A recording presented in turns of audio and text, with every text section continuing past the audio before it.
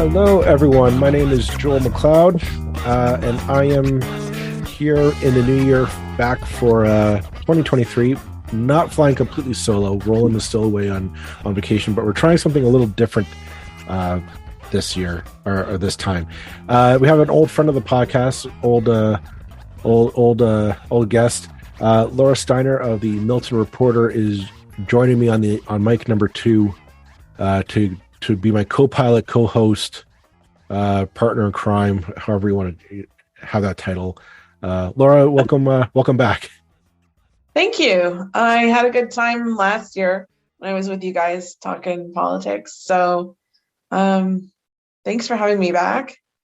It's been fun, and I sort of like the idea of a partner in crime. So well, we'll go with that one for a bit. We'll see how the episode ends. Then we'll make the final determination. Yeah. Sounds good. Wonderful. Yeah. So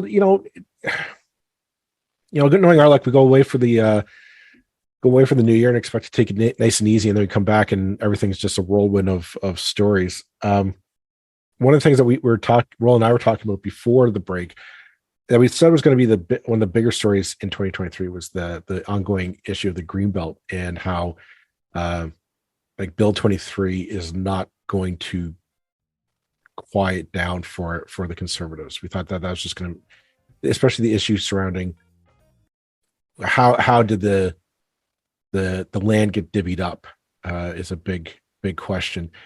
And lo and behold, come back, and a few days ago the OPP announced that they were going to be launching or start the first steps of investigating what happened there. Who knew what, who said what were the details behind the greenbelt exchange, I guess it might be the best way to put it. What do you think, or what have you heard or about this, Laura? What do you have to say on it? I actually, one of the things we were talking about was, I think it's the Globe and Mail did a bit of a walk back of a story that there was something. I hadn't read the original story, so that's disclaimer right there. But it was concerning a loan, something about a 21% interest rate on $100 million. Basically, it sounds like a case of what happened. It sounds like a case of publication sends inquiry to company does not respond right away. So the Globe and Mail sent this back in November, and December, January roll around, haven't heard anything. Story is published, and now finally the company has sent comments back, and they've kind of walked it back to something. I think the number, I want to say 32 million is actually the actual loan and the interest rate on that. So that's kind of where that's at. So that's a bit of a walk back, but there's still the whole concerning thing of the video that I think was brought to light maybe 3 years ago now, about press progress of the meeting with developers and all that stuff that I think should at least be investigated. But I think the question that I think everybody has is just the convenient timing of like how do the developers know to buy the land in question, and then have it ready for it, for it to be freed up for development. That to me is always that's the crux of who knew what, when do they know it, and who do they share? Because the law is pretty blatant. You cannot coerce a politician into making policy changes.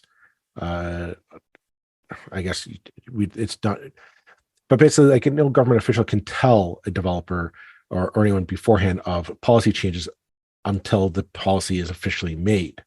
Now, I always thought, what about the other way around? Of the developers say, well, could you free up this part of land and we'll buy it? And then on the assumption that you're going to free it, like, it's a technical detail, but is it enough to get them out of jail? I don't think so. That's true. And there you were talking about that, and cash for access. Yeah. Fundraisers are that's kind of jumping around in my head as well. So developers, there's not many people in Ontario that have more money than developers, let's face it. Mm-hmm. And if they're getting FaceTime with the premier and ministers, then that it's sort of course you would never be able to say, I don't think anyone is, I'm probably wrong, but I don't think anybody is stupid enough to get in a room and actually say, hey, do you mind, we'll give you this much of a donation if you just you could do this to the greenbelt. Laura, in a normal world, I'd say, yeah, that'd be a very silly and stupid thing to say. I don't know these days. I really don't. Yeah, like, I don't really. It's one of those things, like, just the blatant transparency of just like the fact that this land was worthless, 6 months ago, completely worthless. It was undevelopable because it was in the greenbelt. So somebody buys it for a song, essentially buys it dirt cheap, and now it's potentially developable. You said, like, no, we're not. It's one of those things, like, we're not stupid. Like, the people of Ontario are not stupid. Like, we can look and say, are you kidding me? Like, somebody knew something at a really convenient time. And I'm astounded by the blatant, the just the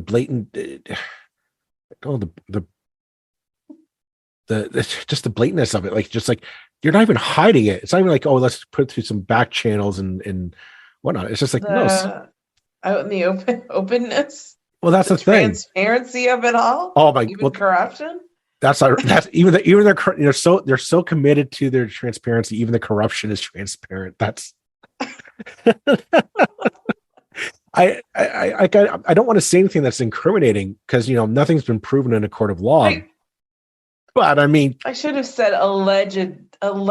Yeah, it's alleged. But my God, like, the more you look at it, you say somebody knew something sometime and took advantage of it. Like, this is insider trading, in my opinion, plain and simple. I really don't see any way to spin it that. And that's the thing. Like, you get the sense that this government's all about, like, we need to help out our buddies as much as possible, because I don't know, they need to make a buck. Yeah, but at the same time, I've done a lot of, just with the greenbelt, I've done a lot of reporting out in Campbellville area, and in talking to some business owners, it's very hard to make a change to your property. They have to go through, like, and they have to go through the town for permits. They have to go Niagara Escarpment Commission. They have to, as well as the greenbelt measures.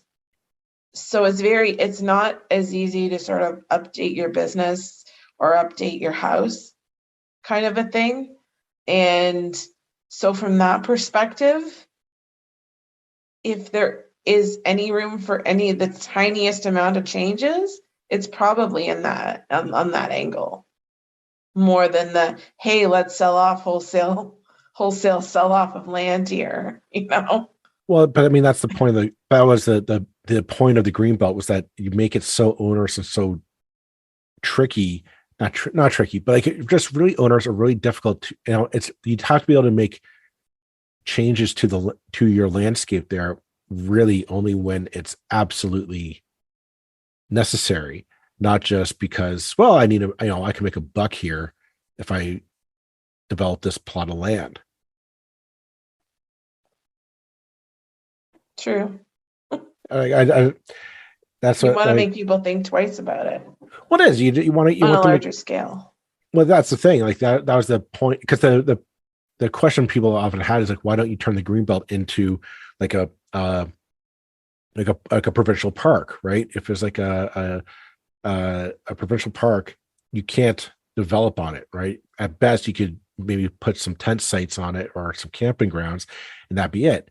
But you can't, because the greenbelt is made up of privately owned, like rural farmland, or municipalities such as Milton or Guelph and down the Niagara Escarpment.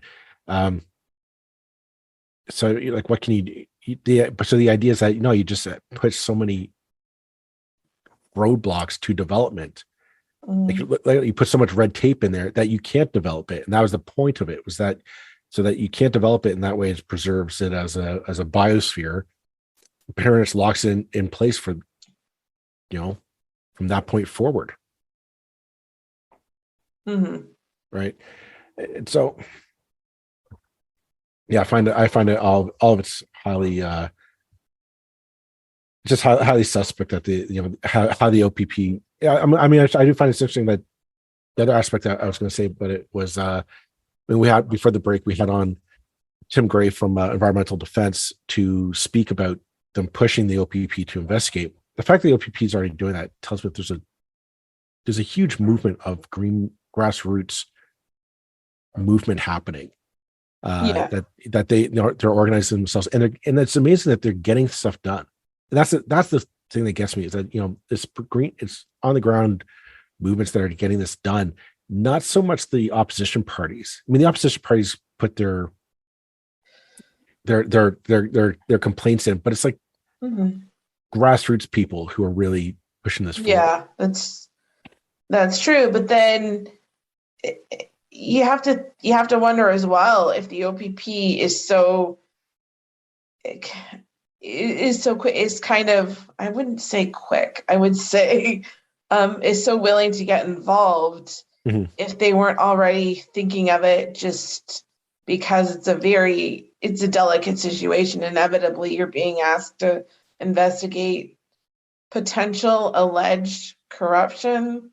I hope I'm getting that right. No, And I think that's how I would potential describe it. alleged Yeah. corruption Mm-hmm. of the Premier of Ontario. And you have to tread extremely carefully here. Well, Otherwise, yeah. you don't want to, you got one chance basically. And then Here's the question then, like the track record of this stuff coming through, people always talk about, oh, we're, the RCMP and the OPP, they knew to investigate, abuses of power at the highest echelons of power in Ontario or in Canada. And I question, like, what's the track record on convictions on this? It's not as much as they are investigating. The other question I have is, like, what are the odds that they're actually going to find something that is demonstrably, like, the criminal actions have taken place here? they're very high, I would say. Really?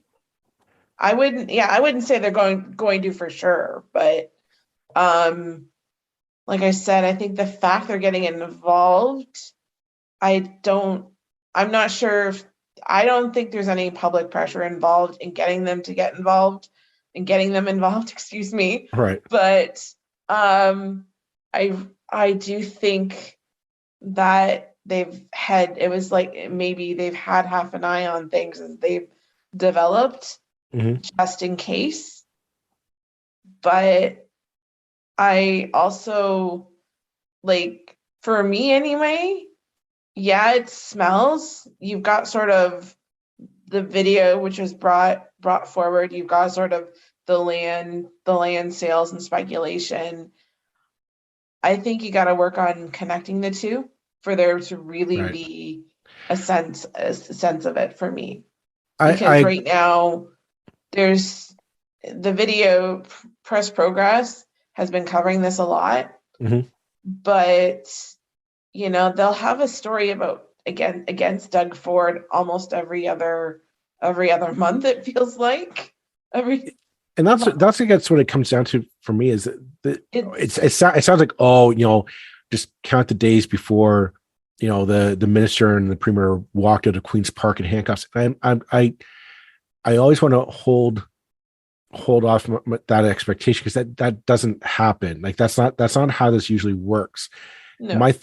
My suspicion is like not suspicion. The facts are the RCMP and the OPP are very timid in terms of laying charges against a premier or a prime minister in this country. I know we all think that, they're there to come in and lay down the law when a politician abuses their power. Mm-hmm.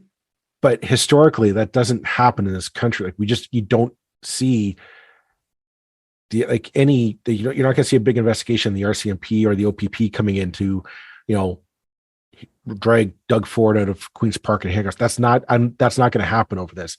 At best, what I suspect is going to happen is you're going to get, I'm thinking, political ammunition for the NDP or the Liberals or the Greens to use to really hammer home like Doug Ford is corrupt as all get out. But we're not going to see any maybe against some of the developers, maybe. And then we go, you were mentioning it earlier, but then we go back to, are the Liberals and NDP going to be competent enough to use it? Because Laura, that's next week's episode. in the next, but like in the provincial election, like they had, I would say they even had the ultimate, like it was almost served to somebody on a silver platter.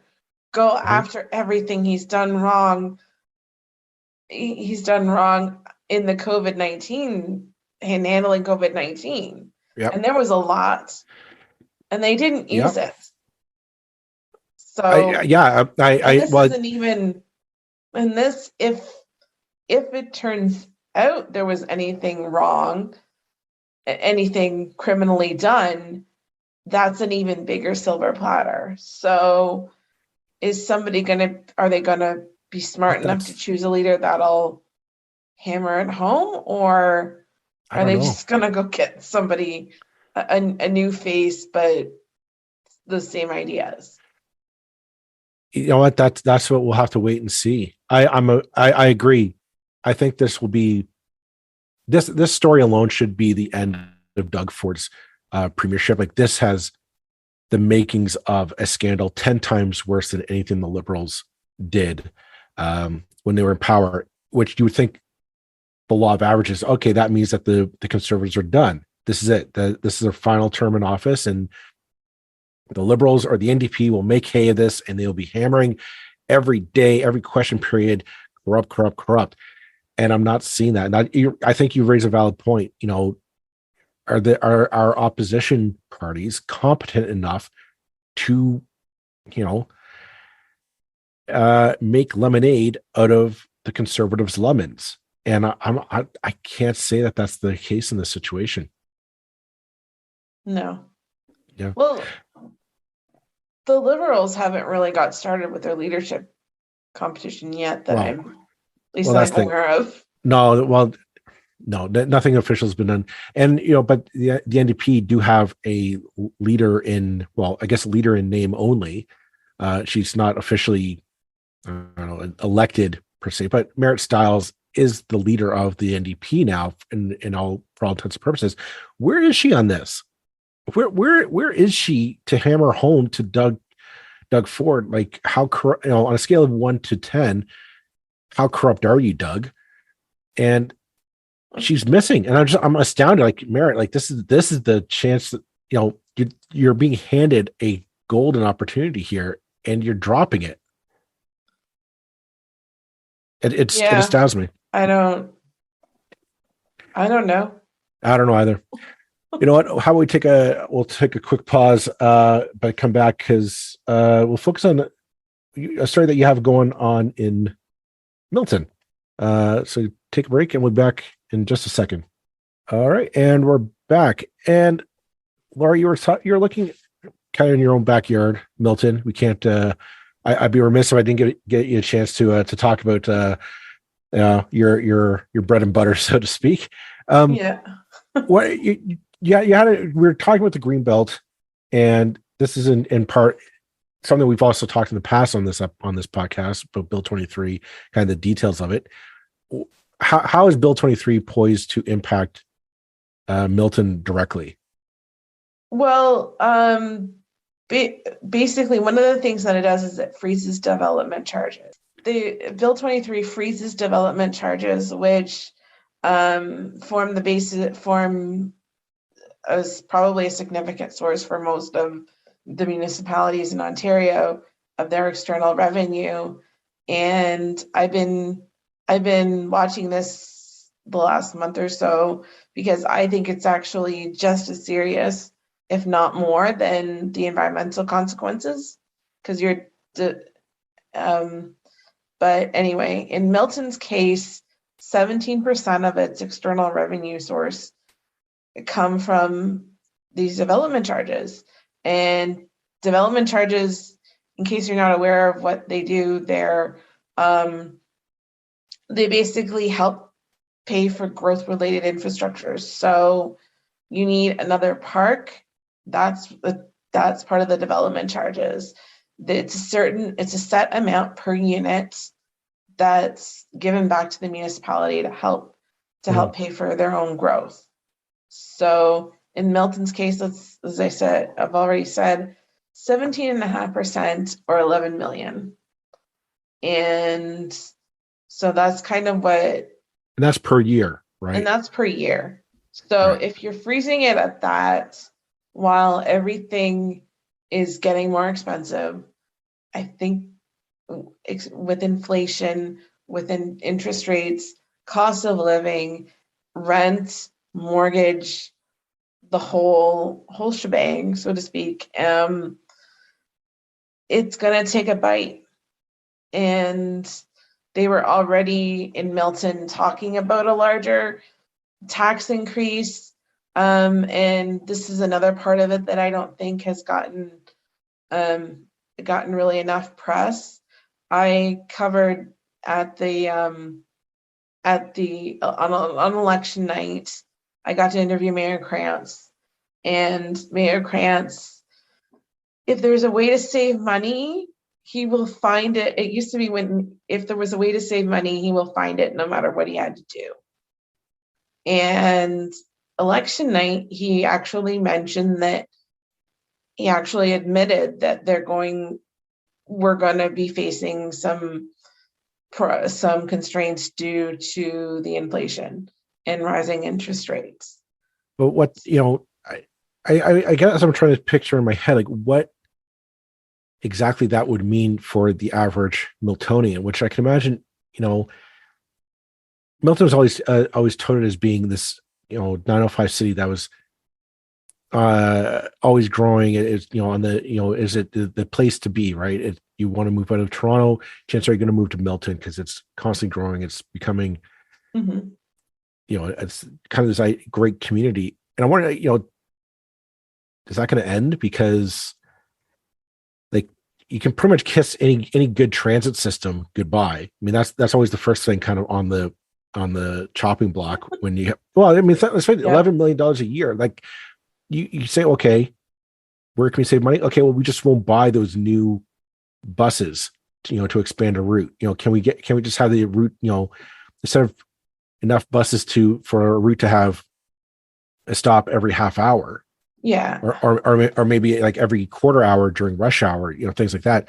No, we'll just go back to once an hour. That's what the routes are now, because that's all we can afford to have the buses running.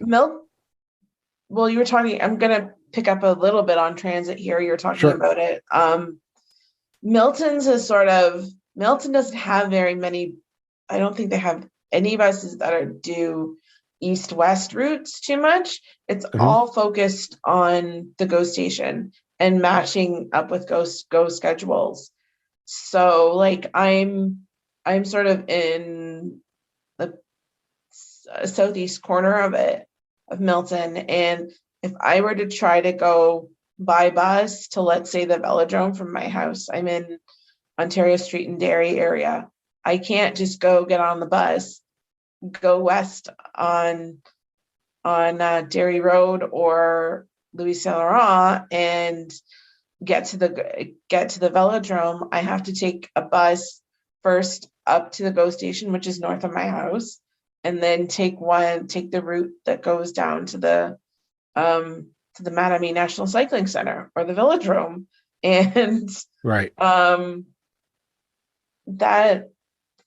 That's always kind of been infuriating for me a little bit. Like, well, I think just to put because I've been to the velodrome, beautiful place to a beautiful looking building. It's exciting to see. It's like literally you are building Olympians inside of it. However, for those of our listeners who are not close to Milton, it's in the middle of a field. Like there's not a lot of stuff around. It's not like in a downtown area. It is. I was a little surprised, like, oh, it's this beautiful looking building in the middle of nowhere. Yeah, I often, like, I'm driving. I'll come back from Campbellville sometimes along Dairy Road, and you get there and it's like somebody dropped a flying saucer in the middle of the field. Exactly. Kind of a feeling. Exactly. And it's like I always look at it and said, okay, somebody was when they built it, they were planning on building up kind of the amenities around it, right? Like, the neighborhoods and the stuff. It was first part of something. Now, when you're talking about cutting out, it's going to be the Milton Education Village in the next few years. They've approved a collective post-secondary campus, Laurier and Conestoga. And okay, but here's the question though. Like, as a major infrastructure like that, that's great. It's great on paper. But if you're coming back to our initial point of if you're cutting out development charges, that you can't build the infrastructure to get people there, because you're talking students. Students don't have cars to drive around Milton. Like, they were going to rely on things like public transit. And now we come back to that's kind of going to be the first thing cut. I guess I'm like the original. What are you going to cut? Well, that's the thing. Like you cut public transit first because you say, all right, we've been getting by so far with as is. We'll just keep doing as is. We don't need to worry about expanding it. After that, it's just putting off. But there are areas in town now. I don't have specifics in front of me right now, but it's dial-a-bus through some areas right now. So, like, it was done under the previous council. It was basically either a case of you either cancel those routes and it would be that much harder to rebuild it, or you just do dial-a-bus. And I think I'm pretty sure I'm in one of the areas that's affected by that as well. Some days. But how do you build a town, or how like? You don't. Again, well, that's the thing. Like in Milton was always like basically you're killing the idea of Milton as that up and coming city. Yeah. Right? The idea of like Milton's the place to be. We're developing Milton into the community that will meet the needs of the people that live here. And you say, nope, that's it. Where we are now, that's it. Yeah. We want you to build more stuff here. We want you to buy houses, but are you going to get the new parks? No. Are you going to get like new, transit? No. Well, I don't know that is the answer, but right. I'm not asking you to solve it. It's not going to be an easy answer. No, it's not. I think it's going to be tough, but I've had the sense of the last couple of election cycles that Milton was either at or nearing a crossroads. They could either carry on as sort of the warehousing capital of the GTA. It sometimes feels like. I know I am blowing it out of proportion a little bit, but with a lot of warehousing, or they could go through this transformative development at the Milton Education Village and try to bring new employers, new researchers into town, and have an actual hub here in the GTA, and be part of the Toronto Waterloo, the tech corridor. It's right smack in the middle of the tech corridor, and try to build a community that way. But also for quite a few years now, also for the last couple of years anyway, residential growth at one point has outpaced the business growth, and business growth. I think business growth pays more. Businesses pay more taxes than residents do. So if you're shifting that burden onto the residents, it's becoming a more unaffordable place. Mm-hmm. Like I've done easily two or three pieces in the last year or so about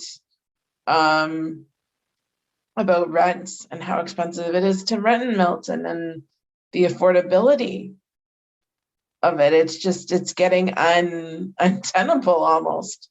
There's almost no good rental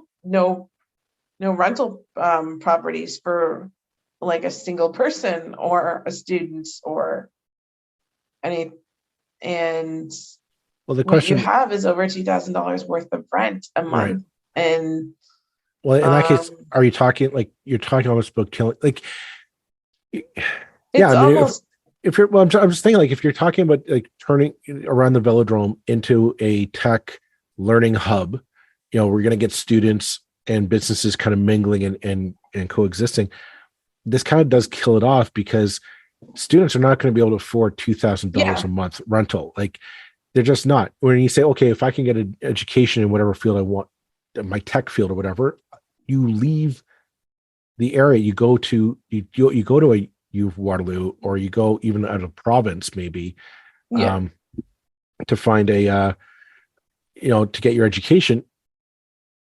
That like this really does like those plans of, we're going to reshape our community into this tech hub, and that's the next step in Milton's evolution. Cutting out these development charges, you're telling me you're painting the picture of it does kind of just kill it dead in its tracks, and you shift from a thrive to survive mentality almost as a city or as a town. If you put it that way, yeah. I didn't mean to be so doom and gloom, but yeah, you know what? It's either like, not to rehash pretty old history now, but shortly after the 2018, that was the university was briefly killed off by the Ford government, and they basically went their own way, came up with their plans, and now it's sort of it was approved through the use of the ministerial zoning order actually last, I don't know, maybe about almost 2 years ago, I think now. But yeah, I don't know. And like you were talking about infrastructure and transit, libraries are another thing. I went to school at Laurie's Brantford campus, and like we were lucky because we had the public library was like right next door to my residence. And but here the closest library is going to be up at Tremaine and Main Street. Like it's not, and you have to cross some pretty major roads to get there if you're going on foot. Well, not just that, but also just the funding of a library system itself. Like libraries bring so much benefit to a community. It's not just a place to go read or take out books. I mean, you get resources centered in employment. It's a place for studying. Yeah. It's a place like the way they worked it with the Brantford campus for a while was you would go into the library in Brantford, order the books you need, and the next day they would be shipped down from Waterloo. And so but here I don't know how it's gonna happen. That's That's why almost at every planning meeting that I've been to afterwards, I'll kind of whisper, what's happening with the library on that campus? Because you have to, you got to think of that. Yeah, no, it's key to university life, really. yeah. We'll have to wait and see how. Well, we'll have to wait and see how what happens because of this Bill 23, and the light of if the OPP investigating what happened there does, force some changes. Who knows? It's going to be a long 4 years till the next election, so we'll see what happens there. It's going to be a fighting 4 years as well. It's just going to one fight after another. Yeah, I don't see peace in the next 4 years. I really don't. And we're just talking about the greenbelt, green environmental and development issues. Forget the issue with healthcare and education. That those fights still have to happen. And there's in Bill 24. Yeah, I mean, there's a lot of fights happening down the road. Speaking of fights, I do want to just mention this one last story before we log off. And that is, I don't know if it's good news or if it's just wait and see what happens, but Burlington City Council is declaring a victory in their fight against the downtown development, which is a rare thing to say those words out loud in this day and age. But there's a waterfront, there's a hotel on the downtown waterfront at the corner of Burlington Lakeshore that's been slated for redevelopment into a 2-tower hotel / conference center complex. Application went in. The city does not want it to go forward. They're opposed to it. And it was sent to, surprise, application was sent to the OLT to get a ruling. The OLT basically came back and said, no, the argument made to push for the developer to push forward was that it was made with the downtown was an urban growth center and a major transit station area. However, that was made before the Minister of Municipal Affairs and Housing shifted those centers up towards the Burlington GO station area, which is quite a long ways away. And this is a big issue just before the last election. This was kind of a gimme for, at the time, was Jane McKenna, who is the MPP in Burlington. And we thought that it was kind of her gimme. She got a win, from a major policy win, to say that she's, advocating for Burlington kind of thing.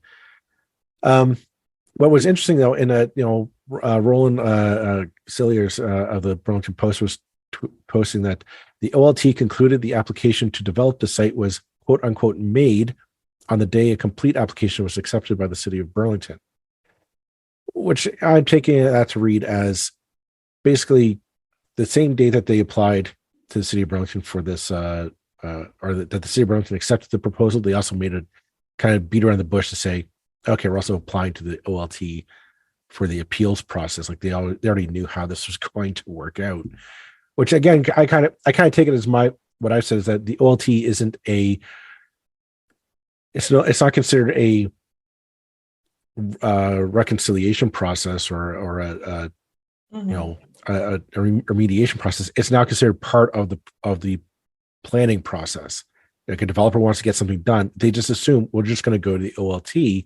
So in this case, they're like, well, let's just cut out the middleman. Let's go directly to the OLT for development. It kind of blew up in their face, though, I thought, because the OLT was just saying, no, you don't have a leg to stand on this.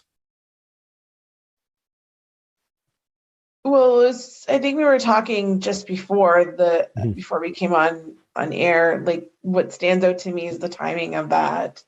Yeah. And the big question, I don't think you mentioned it in that story. You mentioned it in that story either. Was, okay, so who was watching that closely enough to put in the application the day it was accepted? Yeah. Right. And it seemed like it was also awfully close. If it was close to an election, it was going to be like, that's a major success for Mayor Ward, isn't it? Well, wait and see. it's a definite win for this for the mayor for Mayor Ward, Mead Ward, and the Burlington City Council. But I say the battle was won, but the war is not over. No. Like this isn't a final ruling that the process won't go through, which I find weird, but again, it's one of those things like the OLT process is this weird convoluted mess of it. It's not just a strict, okay, put for your case, let me hear it out. Okay, yes, no, here's my reason why. It's like this quasi judicial, we got to rule on it all the way through. That in itself kind of holds up the development it's just, again, it's one of those things, the OLT becomes more and more burdensome than it is helpful in this whole process. But also on a practical level, do you need the second if there's already if there's already a first conference center and hotel in that area, do you need a second? No. That could be a question from a practical standpoint too. Well, I mean that it's an argument. There's an argument to be made. I mean, what you're talking about is the Pearl Spa and Hotel, which is like kind of across the parking lot of the existing hotel. They built a brand new one it's nice. I walked by it and I kind of walked through it. It's a nice hotel and a nice conference center, and I see weddings happening in there all the time. So I'm like, okay, they're definitely, the demand is there. Mm-hmm. Do you need a second one? I don't know. I'm going to argue that the business case must be there, but I don't know what it is. I mean, the majority of the times things I see there are weddings. Like I don't see a lot of business conventions happening there. It's a lot of weddings happening at the Pearl. And also the mayor's city address, which I find kind of humorous considering that she campaigned on being against that hotel for mayor, but now she gives her state of the city address as the mayor from the same hotel. I just find that a very interesting side point. No conclusions to be made from there. I think the whole case is a case of, are the people of Burlington getting what they need from the developer, right? Or is the developer just saying, well, I can build this here and I can make some money off it, so that's what we're going to do? Yeah, maybe, but can you make money as well from giving people something that they actually need or want? Mm-hmm. And that's I think that's the crux of the issue that we're coming down to with developers, is that they say, oh, I can't make any money off that. You maybe, but can you, like, somebody can make money off. I don't buy that you can't make money off of building a building. I really don't. Mm-hmm. But in also spinning off into the urban growth center idea, like what mm-hmm. was there? The urban growth that was maybe was that a use of another ministerial zoning order, or no? The urban growth center. The urban growth center was there from the Liberal government's time in office. The Places to Grow Act kind of designated the downtown in Burlington as an urban growth center because there was a bus depot, which is more like a bus office, and just buses always stop there, but it was considered this transit hub. And so that was an urban growth center. So you're going to intensify the downtown because you want the urban transit to meet the demand there. For years, people were trying to get it moved up to the Burlington GO Station area as the urban growth center, because they figured that was a more logical, build a transit hub up by there. It was a more logical spot. Yeah. Basically, the mayor was campaigning on it for years. She finally got it in the last election, so she kind of got the win there. And it looks like that the results of that, the fruits of that fight, might finally be coming to bear with this ruling. Is it going to? I think that it's a question now of like just exactly how does the development process in this province work now? Because if that tower project goes through somehow, I think it just kind of shows like, no, like the cities have no say in the planning process, really. Like this is ultimately just like all smoke and mirrors to give the developers what they want. So that's I think where we're coming down to see and how this project will turn out. It's a canary in the coal mine situation. Yeah, well, it's been a consistent fight for years up in Milton too, having a say in that development.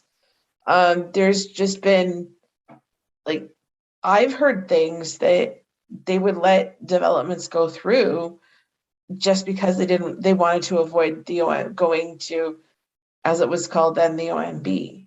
Right. Because council would deny the development, but the OMB would uphold it. And there you go. So that's what happened. That's we'll have to wait and see. And Milton's been fighting constantly for a say in its own development, I guess. Yeah. Well, I guess we'll leave it at that for this week's episode. Thanks, Laura, for joining me today. It's been, as always, it's been a pleasure. Yeah, it's been fun. I'm glad you had me back. Well, don't screw it up. We'll have you back for another one. I kid. So. I kid. All right. Thanks very much. We'll talk to everyone next week, folks. Bye-bye. Bye.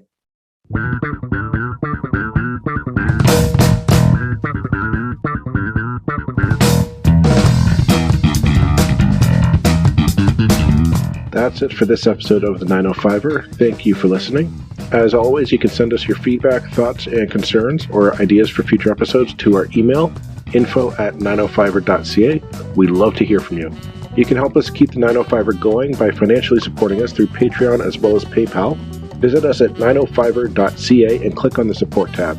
As well, links are in the show notes for your convenience. Lastly, you can find us on social media. Search for _905er on Facebook, Twitter, Instagram, and LinkedIn. So long for now. See you next time.